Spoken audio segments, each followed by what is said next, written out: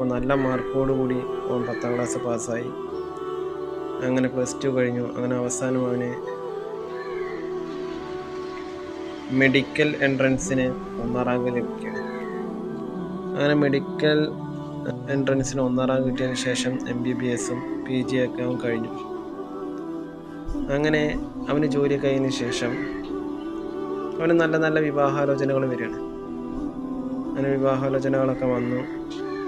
അവൻ്റെ കല്യാണമൊക്കെ റെഡിയായി നിൽക്കുകയാണ്. അങ്ങനെ അവസാനം അവൻ്റെ വിവാഹം നടക്കുന്നതിൻ്റെ 2 ദിവസം മുമ്പ് അവനൊരു വാഹനാപകടത്തിൽപ്പെട്ട് മരിക്കുകയാണ്. മനുഷ്യന്മാരെ, ഇത്രയേ ഉള്ളൂ ഒരു മനുഷ്യൻ്റെ ദുനിയാവത്തെ ജീവിതം. ഒരു ഗ്യാരണ്ടിയും വാറണ്ടിയും തരാത്ത ഏതൊരു സാധനം മനുഷ്യൻ്റെ ജീവിതമാണ്. ഇത് തന്നെയാണ് അല്ലാഹു സുബ്ഹാനഹു വ തആല പരിശുദ്ധ ഖുർആന്റെ 10ാമത്തെ സൂറത്തിലെ